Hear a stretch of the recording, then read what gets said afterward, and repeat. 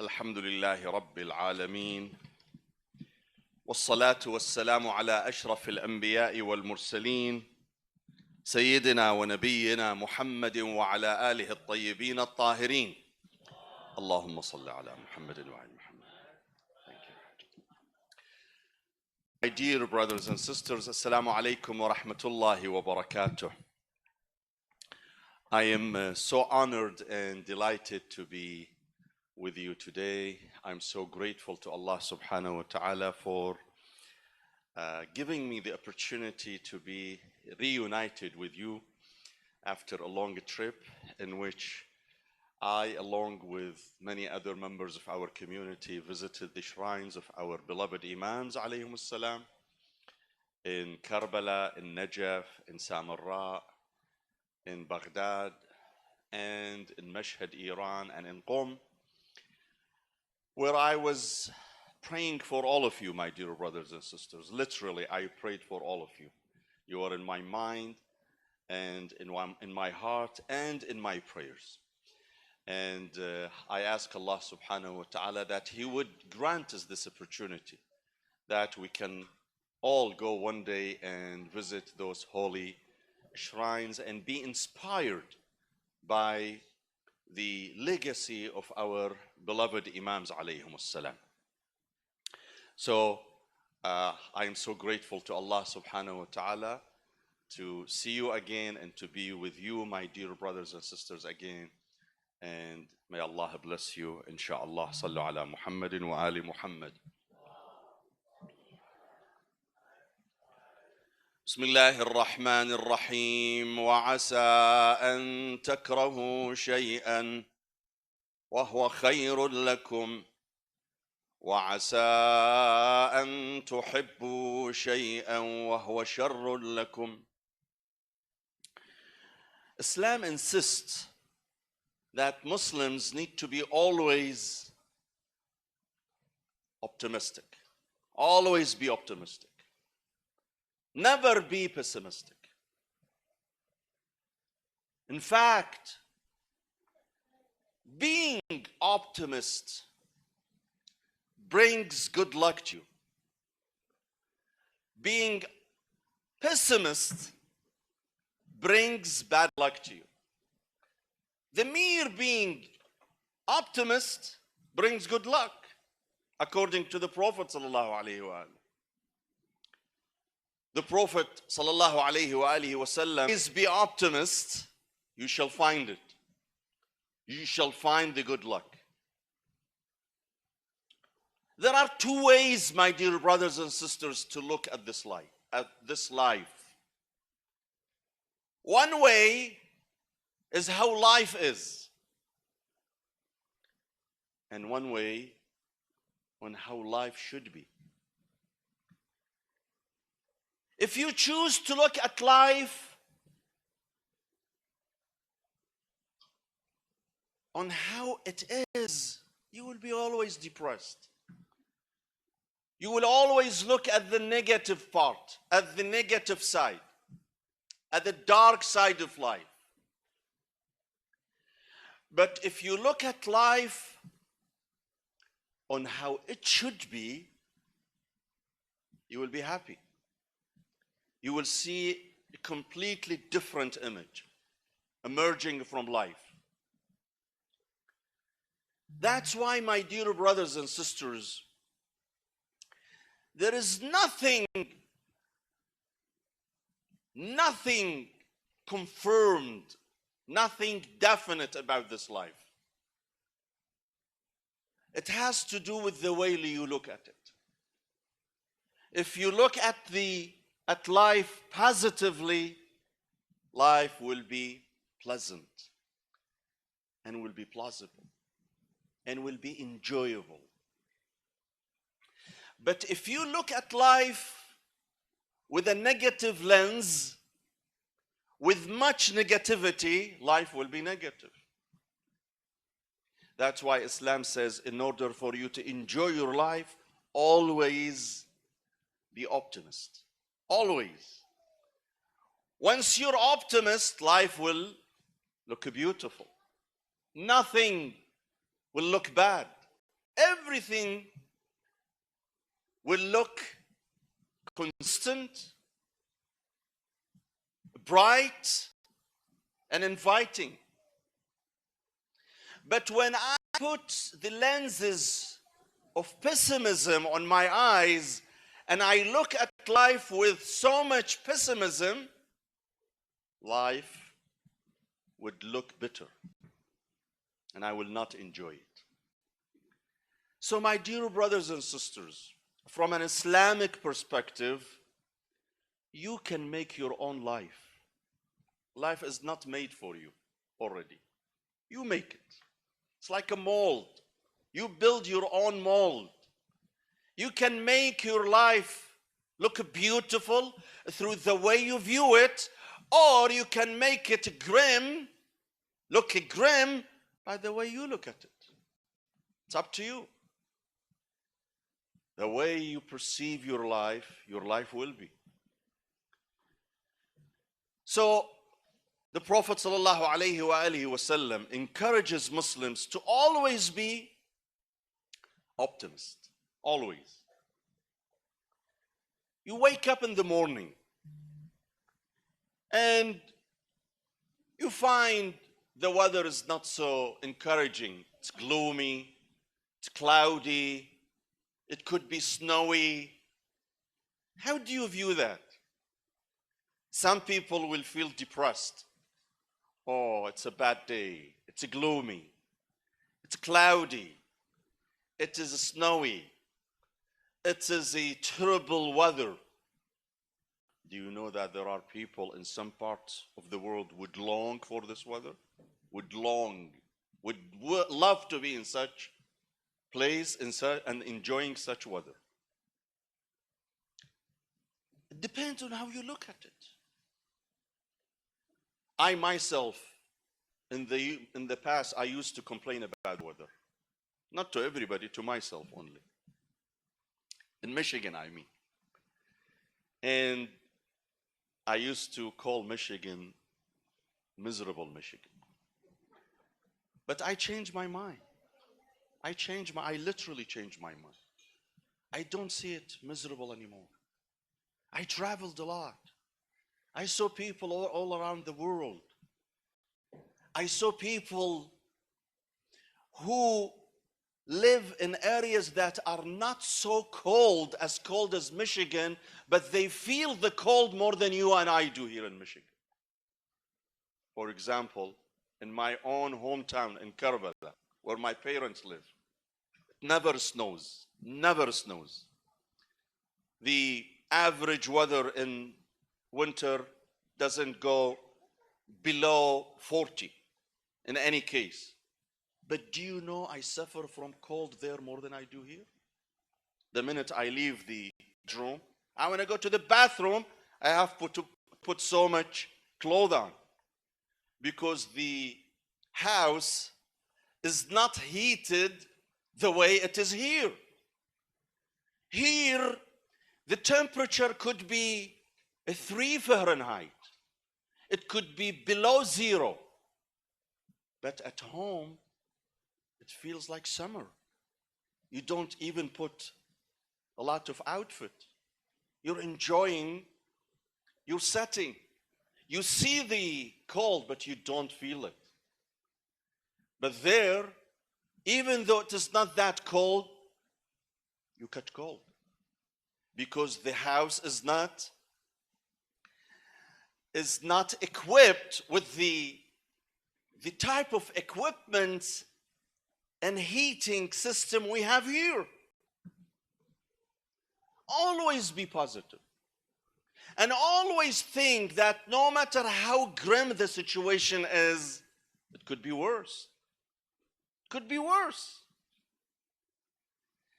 And no matter how bad the situation it is, always keep in mind that it could be the mysterious divine hand of God trying to protect you.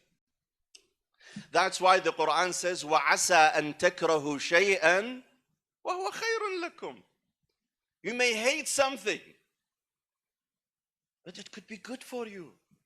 because you don't know. If you read the beautiful dua in Ramadan, it is called Dua al-Iftitah. Dua al-Iftitah was authored by our beloved Imam al-Mahdi, Ajjal Allah Farajah. In that dua, there is a line in it. He says, فَإِنْ أَبْطَأَ عَنِّي عَتَبْتُ بِجَهْلِي عَلَيْهِ. When I call on God, when I pray to Him, and He postpones, He delays answering my prayers, عَتَبْتُ بِجَهْلِي عَلَيْهِ. I start complaining due to my own ignorance. Then He says, وَلَعَلَّ الَّذِي أَبْطَأَ عَنِّي هُوَ خَيْرٌ لِي لِعِلْمِهِ بِعَاقِبَةِ الْأُمُورِ. While what makes God postpone His answer could be something good for me, because He knows the end result. I don't know the end result.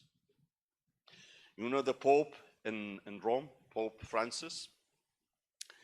Pope Francis had his father migrate from Italy to Argentina, some maybe 100 years ago.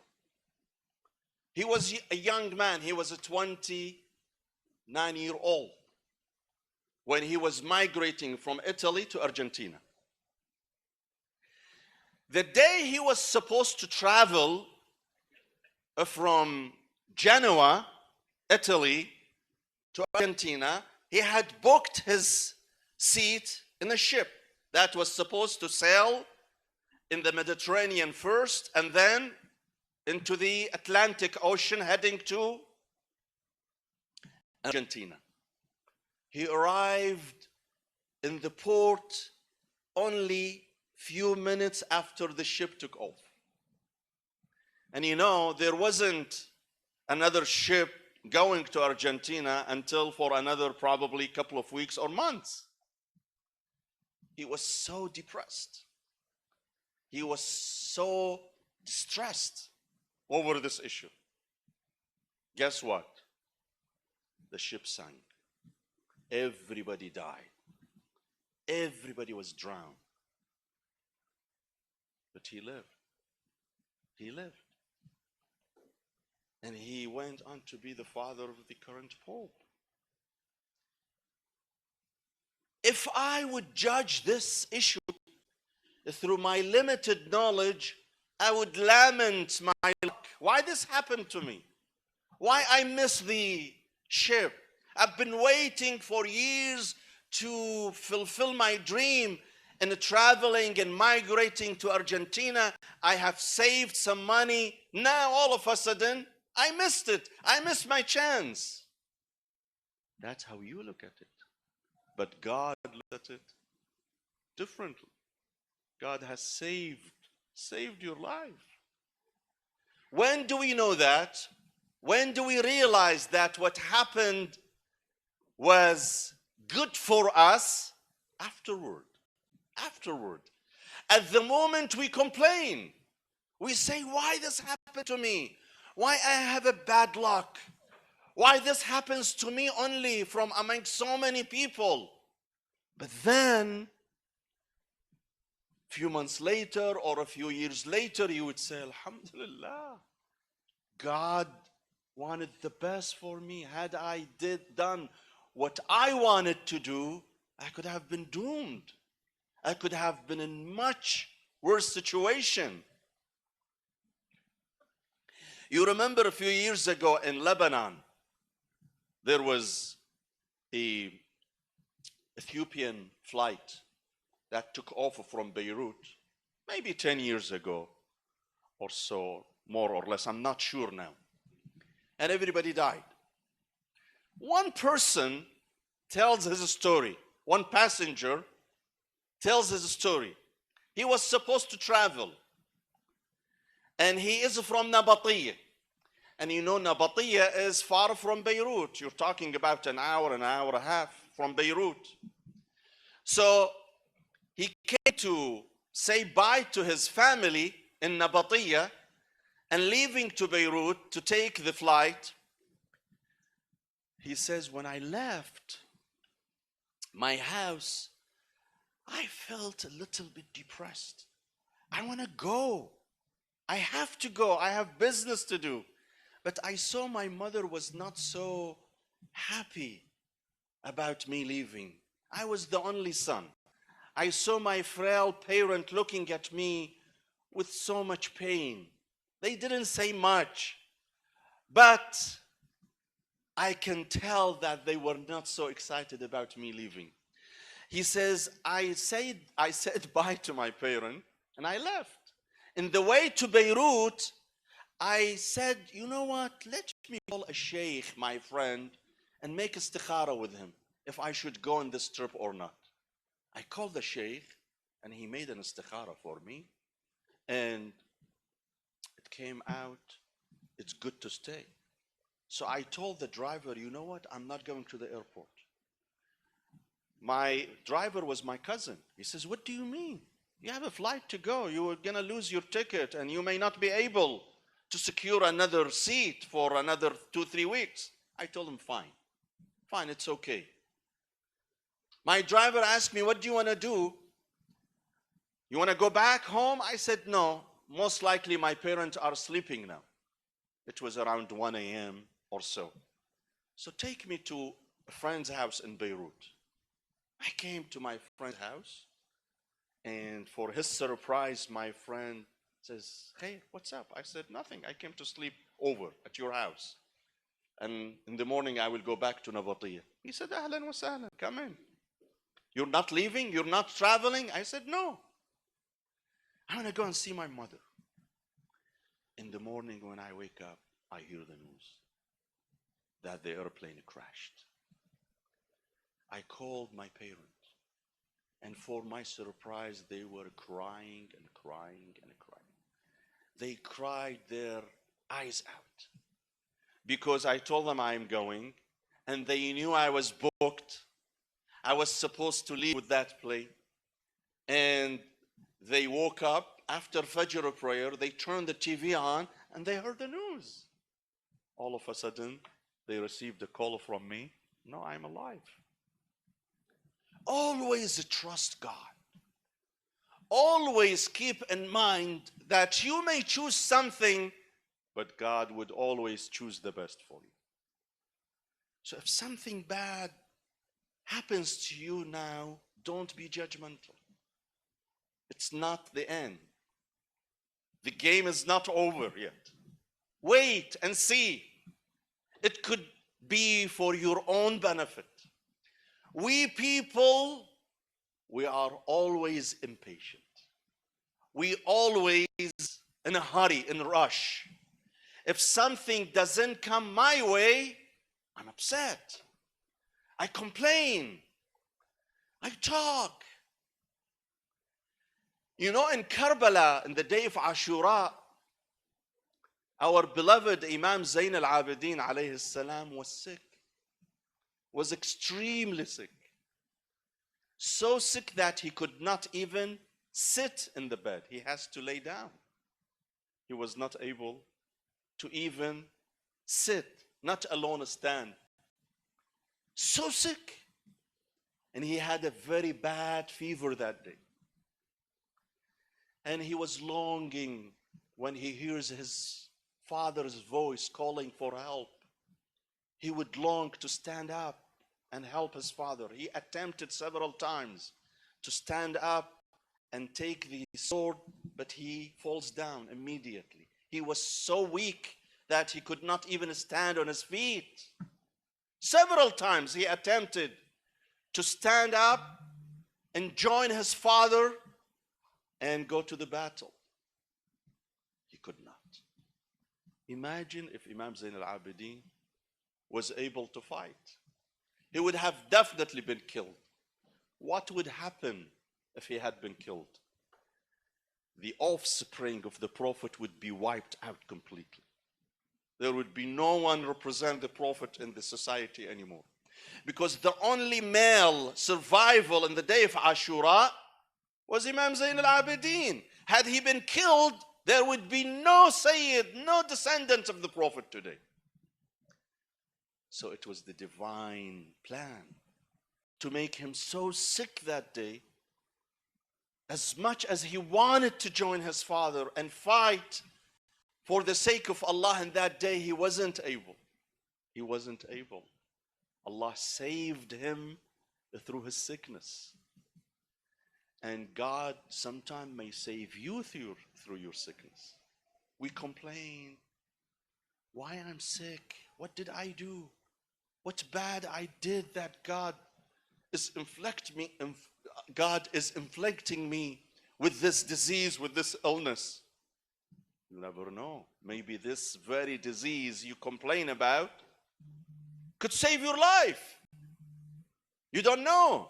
Allah knows best. So always be optimistic. Always smile. Always say what happened to me is for a good reason. God doesn't hate you. I mentioned this before. Allah has 99 names. One of his names is Al-Wadud. Al-Wadud. Allah is Wadud. What is Wadud? Wadud means loving. He's loving. He loves you. But he loves you on his own way, not on your way. So sometime he sends you some trouble to save you. I take it as a bad luck. Why? Because I'm ignorant. Because my span is so short, cannot see the whole picture. God can see the whole picture. And because he is loving, he protects me by sending my way some trouble. I look at the trouble and I start complaining. God must not love me. If he loves me, he would not have sent me this trouble. While in fact, the loving God, the Wadud, is saving me and showing love to me by sending this trouble to me so as to save me. But because I'm short-sighted, because I cannot see the whole picture, because I cannot see what is going to happen tomorrow or after tomorrow or 3 months from now, I complain because I'm short-sighted. I'm short-sighted.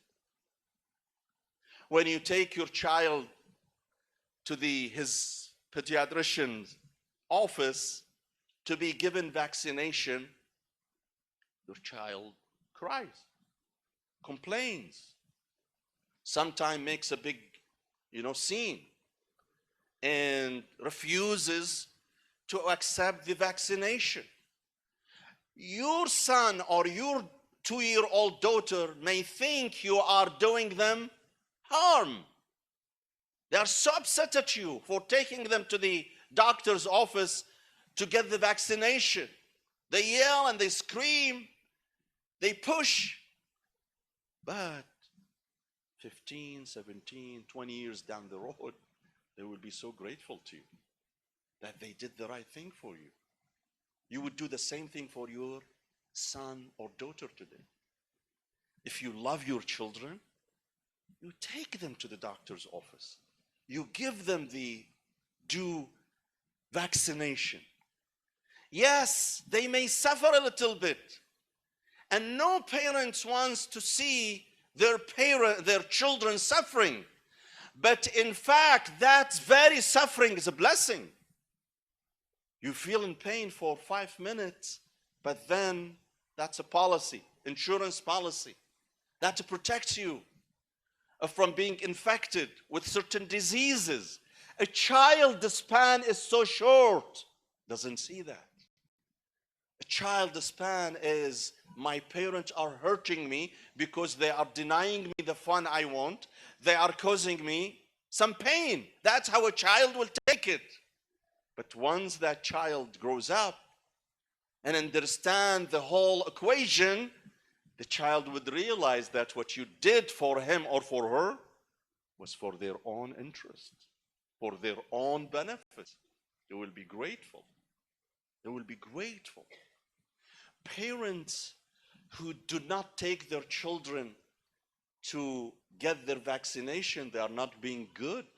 They are not being responsible. The child will view them as accommodating. But that's not a good accommodation. By neglecting the vaccination, the due vaccination.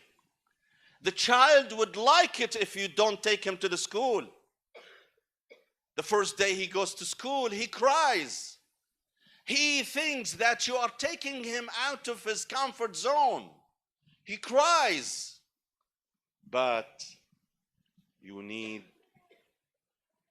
I remember when my daughter started going to school, the first day she was crying a lot. And she said, she came to me pleading with me, Dad, I'm not going to school tomorrow. I said, no, you have to. No, she said, I'm not going to. I said, no, you have to. Why I have to? I said, okay, if you want to be a trash collector, then stay home and then go to school. She says, fine, I will be trash collector. But would she really want to be a trash collector? No. No, when you grow up, you appreciate your parents' insistence that they were tough with you to go to school. Once you finished your high school, they were on your back asking you to go to college. You may not like it because going to college takes time, takes effort. But then you realize afterward, when you graduate and you taste the beauty of, your fruit, then you realize that your parents did the right thing for you. Allah subhanahu wa ta'ala loves you no less than a father loves his child. No less than a mother loving her child. Allah loves you because he is wadud.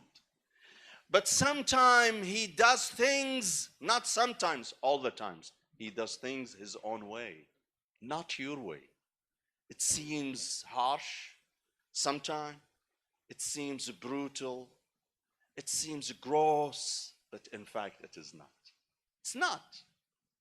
What he's trying to do is to protect you. Always be positive. Never be negative. My dear brothers and sisters, negativity and positivity both are contagious.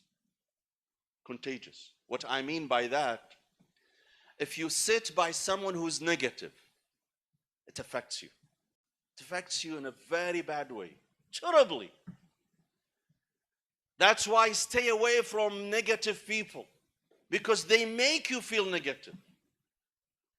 While when you sit and you associate yourself with positive people who look at the bright side of life, it brings joy to your heart and serenity as well. Always associate yourself with people who are positive. Sometimes you sit with some people and you ask them, how are you? And you really don't mean to ask them, how are they?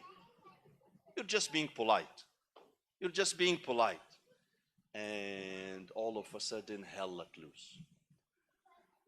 Life is so bad. Economy is so bad.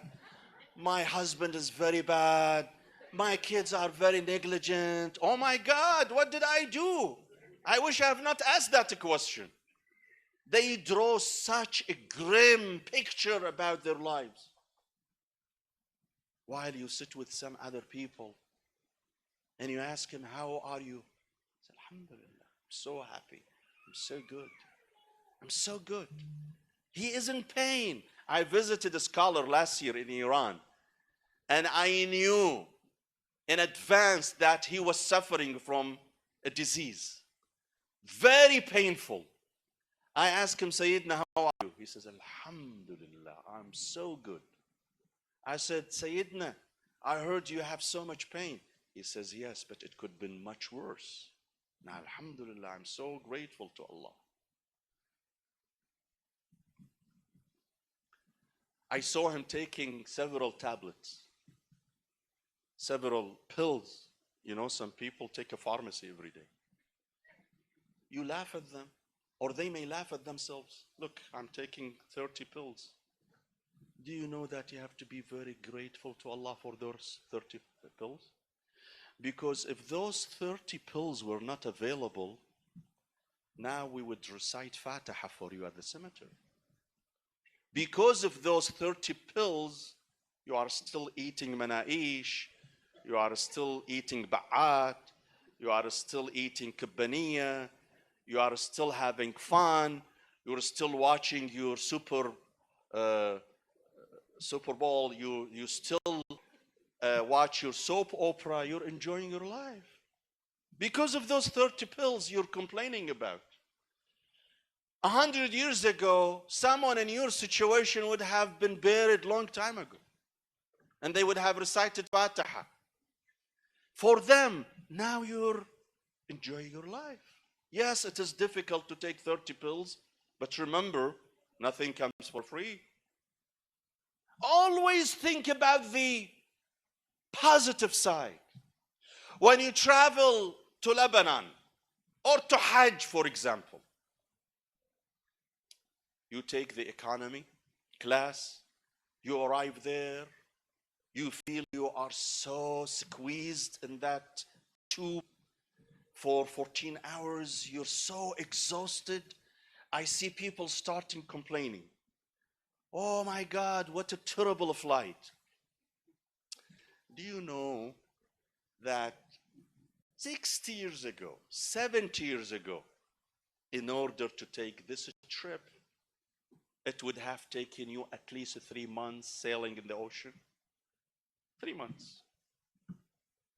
You know, we have Hajj Manifa, Allah yarhamah, when she, the grandmother of Dania, when she migrated to the United States, what year that was, Dania? 1947? 1947, 48 probably. 48. She told me she took the ship from Italy to New York. It took her 3 months. 3 months while pregnant. She had to deliver baby in the ship. She had to deliver her first baby, Marhuma Nabiha. You all remember Nabiha. She passed away 2 years ago. You know, Nabiha had another name. Most of you don't know that. Her name was Bahriya. You know what Bahriya? Bahriya means forgot what it says in English. Huh? Not sailor, no. An ocean animal. How do you, mammoth? What do you call them? Huh? No, not dolphin, no. A creature that lives in the ocean. Huh? Mermaid. She's mermaid. Because she was born in the ocean.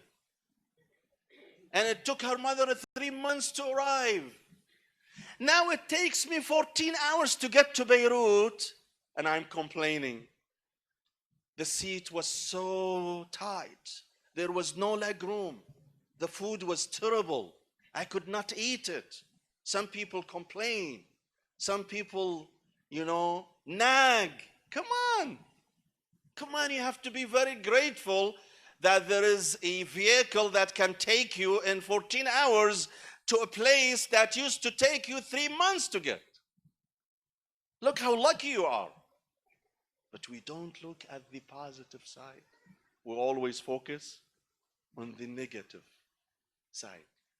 We always focus on the negative side. And instead of being grateful that Allah subhanahu wa ta'ala has given me the opportunity to visit his house in Mecca with minimum, exhaustion, I complain. I'm so tired. I'm so tired. It took me 14 hours to get there. I'm having jet lag. I complain. In fact, instead of being grateful, I'm being sometimes naggy. In everything, in every aspect. Every aspect. Cold and hot. There is no cold, there is no hot. It's all in your brain. It's all relative. Trust me. It's all relative. It is how we adapt to the environment. You go to the Middle East in summer, my God, soaring heat. Soaring heat to who? To you. Because you're so spoiled. Because I'm so spoiled. I live in a place where there is always air conditioning. But for someone who was born there, raised there, that's not summer, that's spring. I remember one time I was in Medina, in Saudi Arabia, in July. I was doing Umrah, maybe 15 years ago. And I left the hotel and I was going to Masjid Quba. If you have been to Medina, you know what I'm talking about. Masjid Quba is the very first masjid built in Islam. That the Prophet says, this is an authentic hadith. If someone makes wudu at home and goes to Masjid Quba in Medina and prays 2 rak'ah, Allah will give him or her a reward of Umrah. So I took the taxi, planning to go to Masjid Quba. It's 10 minutes drive, probably even less than 10 minutes. But the temperature was extremely hot, extremely, maybe 52, 53 centigrade. You're talking about 120, 25 Fahrenheit, extremely hot. I waved for a taxi. He stopped. I got into the taxi and he had his windows down and his air condition system was off. I looked at him, I said, Hajj, please turn the air condition. He looked at me, he says, you did not even get into my taxi. Give me some time. I said, what do you mean? He says, why are you complaining? I said, I'm complaining because it's too hot. I was sweating so bad. And I look at him and I was so surprised that in that soaring heat, he was wearing winter outfit. And I look at him and I told him, you don't feel hot? He says, no, I love this weather. I said, hey, how? He says, I'm a Bedouin guy. Bedouins live in the desert. They enjoy the heat. If it's not hot, it will be a terrible day for him. He says, I enjoy this weather. That's why I don't use the air condition. I use it for you. Otherwise, I'm enjoying the weather. It is how you adapt. It is true, my dear brothers and sisters. If you and I were also born in the desert, we would not be bothered by a 52, 53 centigrade temperature. It will be very natural. But because we are so spoiled, because life is so convenient for us, and because we made everything available for us so we do not ever suffer, suffering is good, my dear brothers and sisters. Sometimes it's good. Suffering makes you stronger. Suffering sometimes makes you much stronger, makes you resilient. A man came to the Prophet bragging that he never got sick in his life. The Prophet says, La khayra feek, there is nothing good in you. A person who never got sick in his life is nothing. Because sickness makes you stronger. Sickness gets you closer to God. Sickness makes you appreciate being healthy. If you never experience sickness, you never appreciate being healthy. Allah subhanahu wa ta'ala makes us suffer sometime because He knows making me suffer makes me stronger, gives me more immunity. You hear about the coronavirus. Who it hits? People with less immunity. If you have strong immunity, If you have a strong immune system, you don't worry about it. You know, flu kills thousands of people every year in the United States. The simple flu kills thousands of people in the United States. But who are the victims? Those who are less immune, with a very weak immune system. But if you have a strong immune system, it doesn't affect you. How to obtain a strong immunity? By exposing yourself sometimes to germs, to bacteria. By getting sick. You get sick once and twice and 3 times, 4 times, you get immunity. Your body becomes immune. You look at it as a bad thing, bad luck. I got sick. But a scientist looks at it as increasing your immunity. The only way to increase your immunity is by getting sick.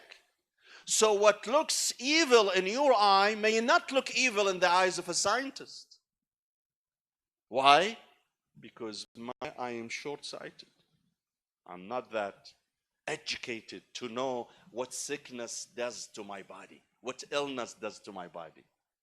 Illness makes you suffer, but at the same time makes your body much stronger. So always be positive. Because suffering, my dear brothers and sisters, trust me, does not exist in your body. When you say it's hot or cold, it is not in the weather. It is here in your brain. Even when you say, I am hungry, it's not in your stomach. Trust me, it is in your brain. If you train your brain in a way that you can tolerate hunger, you will not feel hungry. You will not feel hungry. I tell you, personal experience. A few years ago, I was traveling with Haj Eid Alawan. You all know Haj Eid Alawan, such a great man. You know, I'm always amazed at Haj Eid. Haj Eid literally can survive every day on that much food. That much food. He survives on the minimum. I'm so amazed how he had trained himself to survive on the minimum. Not because he's stingy, because he's healthy, mashallah. He's 80-year-old, but he looks like he's 40-year-old. One time I was traveling with him. I remember we went to, and that was not right after 9/11. I was invited to speak at a church in Kalamazoo, and he used to be my navigator. He would take me everywhere. We left in the morning. We got there by noon. I gave my speech. I came back. We arrived in Detroit area by 3 or 4 p.m. And by that time, him and I had not eaten anything. No breakfast, no lunch. I told Haj Eid, let's go to the restaurant and have lunch. He says, no. I said, why? He says, I have some other things to do. I'm busy. I said, but Haj, aren't you hungry? He says, no. I said, are you serious? Wallahi, I'm starving. From the morning at 6 a.m., I woke up till now, I have not eaten anything. He told me something that sounded funny at the time. But then the more I think about it, makes a lot of sense. He says, Sayyid, it is not in your stomach. It's all in here. It's all in here. You train your brain. You train your brain. You tell yourself in the morning when you wake up, I'm not going to eat anything before 7 p.m. Do you know what time you start feeling hungry? 6:45. But if you tell yourself, I'm going to go to Habib's cuisine and I will have, a big feast today at 12, by 11 you will feel starving. It's on how you train your brain, how you teach yourself. It's how we teach ourselves. So My dear brothers and sisters, to conclude, I would say that always look at the bright side of the equation. Always. In order to live a happy life, trust me, my dear brothers and sisters, I tell you because I know what I'm talking about. In order to live a happy life, you don't need $1 million. You don't need to drive a Mercedes Benz. You don't need to live in 4,000 square foot mansion. No. You know what it needs? It needs changing your views to this life, being content, being happy from within, to train your brain that whatever I got in this life is good. It is still good because there are many other people in this world who don't have what I have.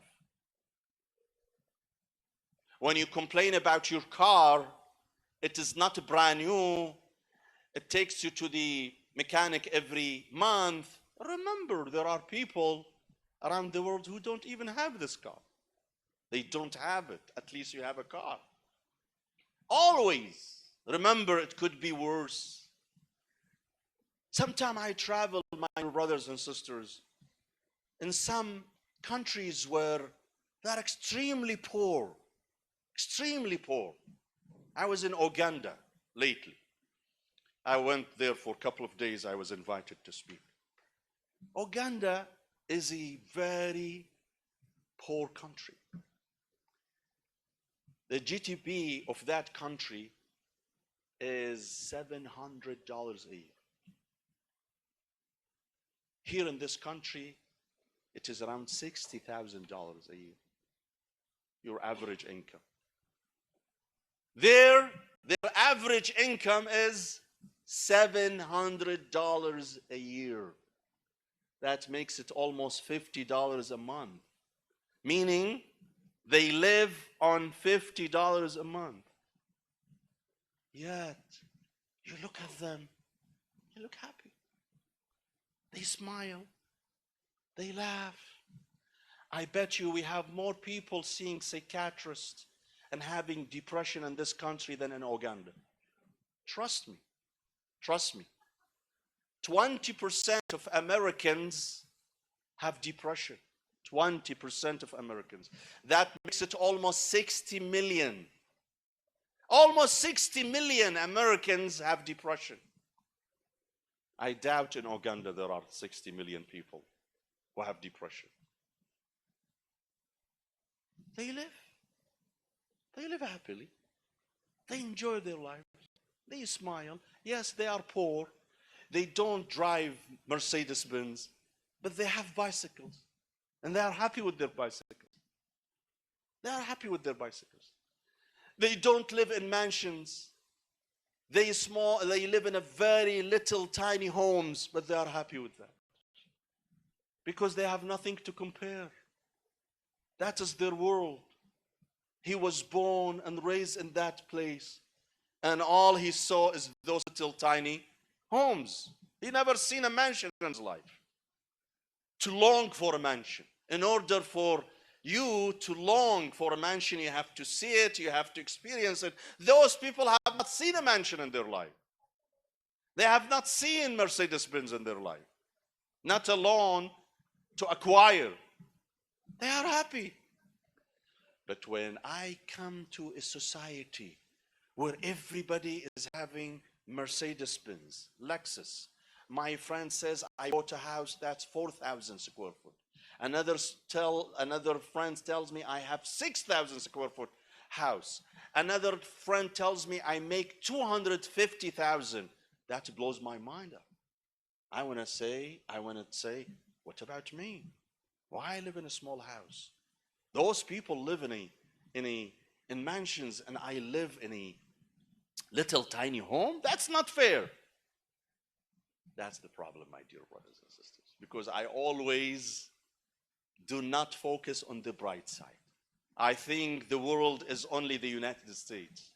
No, the world is not the United States. Americans form 5% of the world population. 5%. 95% of the world's population live outside the United States. Many of them live on $1 a day, $2 a day, and they are happy. My dear brothers and sisters, we're supposed to get a few minutes for a Q&A. So if you have any questions, please go ahead. But, Hassan, before you pose your questions, I would like to remind you, my dear brothers and sisters, that the Islamic Institute of America is having its annual fundraising dinner. We have one dinner a year, and it is going to be on March 8th at 3 p.m. at Nadi bin Tijbeh. I urge you all, with no exception, today, before you leave here, make sure you buy your ticket, and make sure you buy tickets for your children, for your spouse, and for some other relatives, and have them come to this dinner. We rely on you. After God, we rely on you and on your generosity and your support. So I talk to you as my dear brothers and sisters. This is your institution. This is not Qazwini's institution. This is your institution. This is your center. You own it. So my expectation is that you all purchase your tickets, inshallah, today, for yourself, for your family members, and be there. Be there. Even if you don't donate, that's fine, but be there. Your presence is more important than your donation. In fact, your presence there is a donation. To show support is a donation. To show support is a type of support. So I don't want you only to buy tickets and not go. No. Buy your tickets and be there. Invite your friends, your neighbors, anybody you know, and fill the table you purchased and be there. Show support by attending the dinner as well.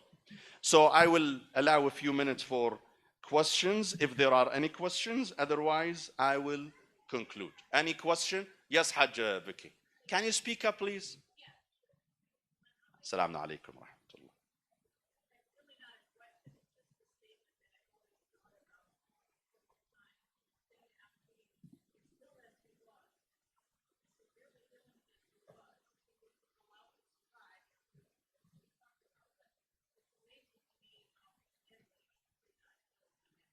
Yes, yes, that's very true.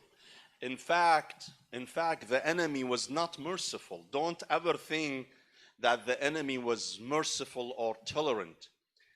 Three times they decided to kill the Imam. The first time was in Karbala, right after the battle. When the battle was over and the enemy surrounded the camp of Imam Hussein, they did not know that Imam Zain al-Abidin was in the camp. They just discovered there is a young male in the camp. They took him. They took him to the commander of the army, who was Umar bin Sa'ad. The soldiers took the Imam to Umar, and they told him, we just found a male member at the camp of Hussein. What do we do? He says, kill him. When they were about to kill him, Sayyida Zainab threw herself on him. Literally, she threw herself on him, and she took him. She said to them, the only way you can kill him is when you kill me over my dead body. Literally. Why they did not kill Zainab? You know, in the Arab society, as bad as habits they have, but they had one thing good, that it was aib, it was shame for them to attack a woman physically and kill her in the battlefield. They consider any person killing a woman in the battlefield to be nothing but a coward. They did not want to be stigmatized, not because they were God-fearing people. They didn't want to have the stigma of killing a woman. So they decided to let go of him. This situation happened again 3 days later in Kufa, when Ibn Ziyad, the regional governor of Iraq, discovered that Imam Zain al-Abidin is there. He had an argument with Imam Zayn al-Abidin. Defiantly, he told Imam Zayn al-Abidin that, how did you find what happened to your dad? Imam Zayn al-Abidin says, I found it plausible. Whatever happened, it is God's predestination. My father was predestined to be martyred. He says, do you dare to talk to me, to answer me? I didn't ask you. I was trying to humiliate you, and you're answering me?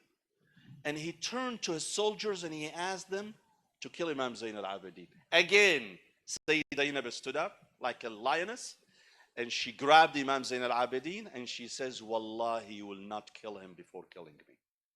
If you are going to kill him, you will kill me first, and then he decided to let go. So yes, they decided more than once, but that's God's plan to protect Imam Zayn al-Abidin. Allah subhanahu wa ta'ala's plan worked in a very mysterious way to protect Imam Zayn al-Abidin. And guess what? When he came to Syria, many of you don't know that. When he arrived in Sham, and now he met the big boss. Who is the big boss? Yazid. Yazid, as bad as he was, as vicious as he was, he fell in love with Imam Zayn al-Abidin. He fell in love because he found this young man, 18, 19-year-old, so pious, so eloquent, so bright. He knew this is not a natural phenomena. Someone as inflicted as this young man who lost his father, his cousins, his brothers, yet he is so powerful, so resilient. This is not something normal. God must be behind him. He loved him. He loved Imam Zayn al-Abidin. And he was trying to appease Imam Zayn al-Abidin. And the last day Imam Zayn al-Abidin was in Syria, Yazid asked Imam Zayn al-Abidin, ask me for anything, I will do it for you. Anything. Money, I will give you money. Imam says, no, I don't need money. I need one thing.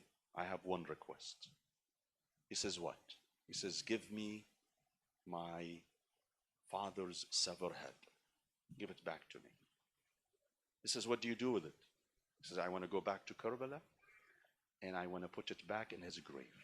He gave the head to Imam Zayn al-Abidin, and in the way back to Medina, Imam Zayn al-Abidin took the head and he joined the head with the body in the grave of Imam Hussein 40 days after his martyrdom.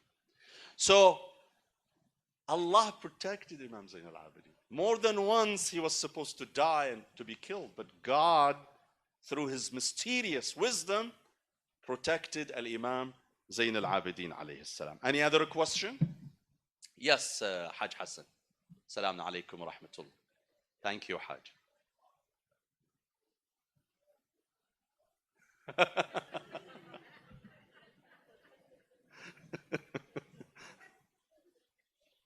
Okay, so let me share with you briefly. There was a meeting, a conference in Rome that took place on January 14th and 15th in the Vatican. We were 23 Muslim, Christian, and Jewish scholars who were invited by the Vatican to discuss interfaith relations over a span of 2 days. And we met for 2 days, and then in the end of our conference, we were told that you were going to meet with the Pope at his residence. So we were taken to his residence. The Pope came in, and surprisingly, he was alone. No aide, no person ushering him in. He came by himself. And we were 23 individuals. He came, he sat for about 40 minutes. And we asked him a few questions. Now, part of the discussion was off the record, and we were asked to keep it confidential. The other part was okay, we can talk about it. So I can talk about the part I'm allowed to discuss. After the meeting, we each had our chance to shake hand with him and take a picture and say a few words. So when it was my turn, I told him, Your Holiness, by the way, I believe this current Pope is the most open minded Pope. He is the most open minded Pope. He's very humble, very respectful, and he is friendly toward Muslims. He's very friendly toward Muslims. Unlike his predecessor, who made some unpleasant comments about Islam, this current Pope is very respectful and he is very open minded. So I just wanted to share my gratitude for his openness and for his willingness to work for peace and justice, not only for Catholics, but for everybody, including Muslims. He has said he had made some very positive comments about Muslims, the Uyghur in China who are being put in camps. He made some encouraging comments about the plight of the Muslim uh, in Bangladesh, in Myanmar. I just wanted to thank him and wish him the best for his very encouraging statement he makes once in a while, including defending some Muslim refugees and Muslim citizens around the world. So that was basically the topic I was discussing with him. May Allah bless you, inshallah. May Allah protect you all. May Allah subhanahu wa ta'ala guide us all to the right path. Next week, Sayyid Muhammad Baqir will be speaking because I have to speak at a church here in Detroit area. So I already gave them my word, but Sayyid Muhammad Baqir will be speaking here. So inshallah, I will be seeing you the following week. وصلى الله على محمد وعلى آله الطيبين الطاهرين.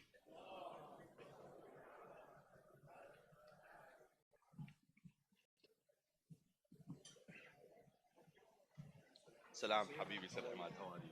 يعطيك العافية الله يخليك.